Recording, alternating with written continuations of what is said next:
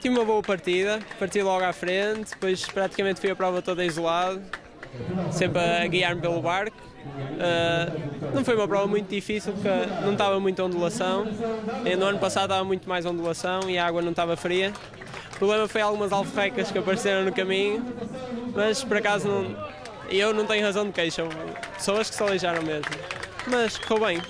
E agora vamos para o setor feminino. Ana Catarina Boavista, do Clube de Natação do Litoral Alentejano, foi a mais rápida nos 3 km. Comecei muito bem, comecei com um bom ritmo, logo no início na frente. Depois fui grande parte do percurso fui sozinha, mas depois no final apanhei um bom grupo e depois foi só acelerar até ao final para conseguir a vitória.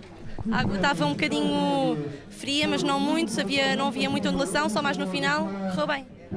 A nossa reportagem no fecho da prova de 3 km, numa altura em que regressamos a Algés, justamente para acompanhar o início da prova principal, a prova de 8 km, aqui uma prova mais participada.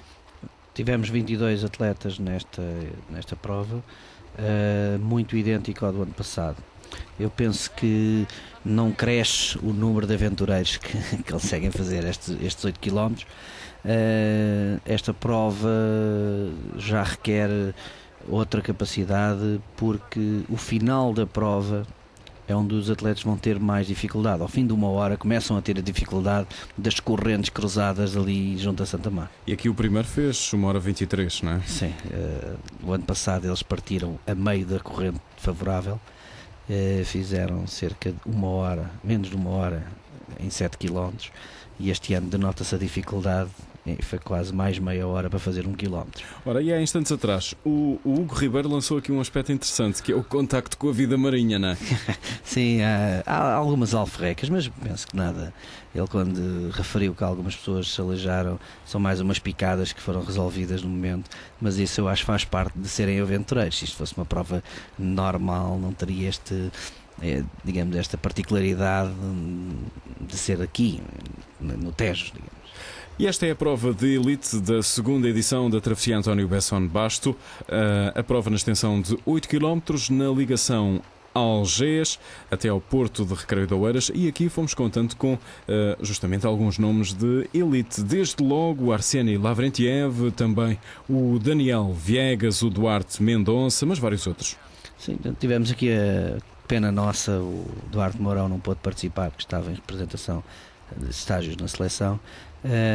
É pena porque ele ano passado teve uma luta até ao final da prova com o Lavrentiev e pronto, este ano tivemos pena dele não ter vindo, mas penso que tivemos os bons representantes do Circuito Nacional de Águas Abertas. De resto, o Lavrentiev muito cedo foi ganhando vantagem, não é? Ele chegou isolado. Ao contrário do ano passado, em que eles aguentaram mais tempo até meio da prova e depois ele fez um esforço com o Duarte Mourão, este ano, cerca do primeiro quilómetro, ele dá um arranque e a partir daí foi sempre isolado.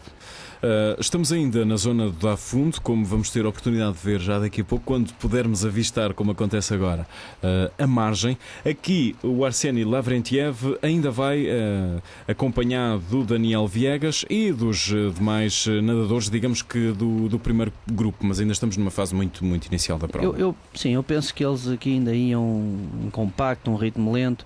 Eu penso que a tática dele foi, conhecendo já o percurso e estando mais à vontade. O ano passado iam todos mais juntos, este ano o pelotão partiu-se mais entre eles. Ora, e quem está a ver a reportagem vê os nadadores, mas também as canoas, que têm aqui um papel muito importante, de forma a tentarem sinalizar o rumo para que os nadadores possam fazer o melhor percurso possível. Sim, o Clube do Mar Costa do Sol deu-nos esse apoio só para a prova grande. Nós na prova pequena achámos que, como o Porto de Recreio está à vista dos nadadores facilmente, mal saem de Passo de Arcos, não tiveram o apoio das canoas, também não se separam tanto.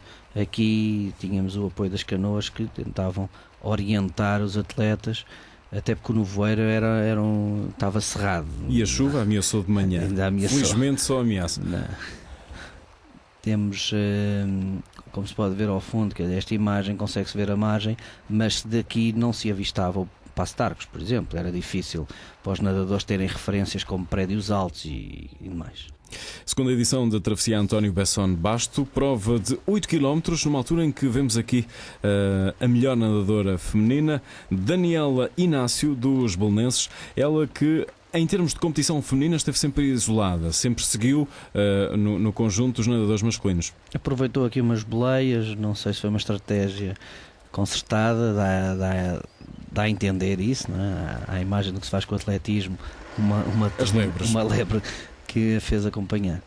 Numa altura em que temos também imagens do barco VIP que acompanhou a competição, à direita está Besson Basto, o homenageado, e ao seu lado José de Freitas, outro grande nome das travessias e o grande dinamizador da natação na margem sul do Tejo, na Cefoa. Sim, e talvez aquela prova, uma prova recuperada, que era a travessia da margem sul para a margem norte, possa ser organizada com estes dois senhores como homenageados, porque José de Freitas foi também um símbolo da natação de águas abertas. De resto, o nosso homenageado, António Besson Basto, vai no fecho da reportagem recordar que está na altura de outras travessias a serem recuperadas, designadamente a ligação margem sul, margem norte. Era bom até que este rio começasse cada vez menos poluído e começasse a ser mais utilizado para estas atividades.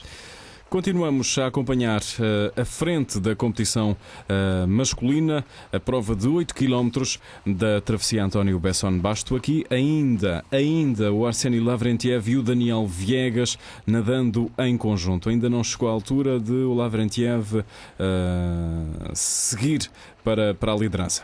Sim, penso que ainda estava a estudar o adversário.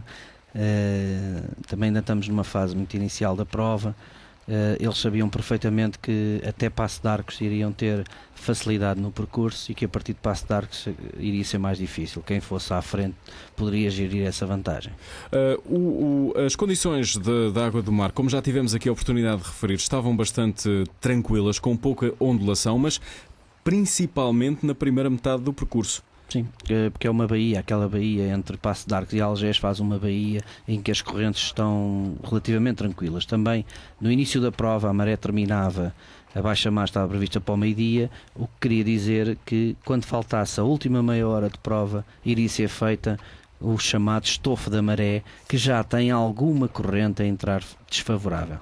E por isso é que eles a partir no último quilómetro e meio iriam ter mais dificuldade. Aqui o segundo grupo.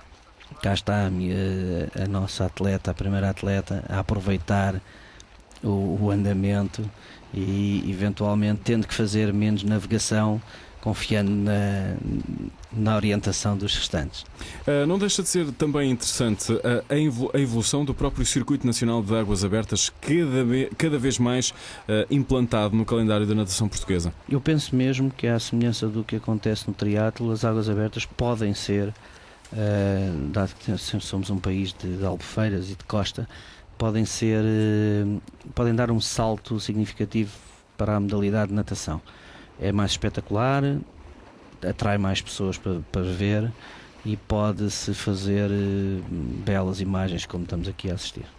E estamos a ver justamente os participantes na prova de 8 km da segunda edição da travessia António Besson Basto, na ligação Algés-Porto de Recreio de Oeiras. E estamos a ver aqui os atletas com fato de competição, mas simplesmente fato de competição. Ou seja, ao contrário do triatlo, não é permitido nas águas abertas a utilização do fato térmico.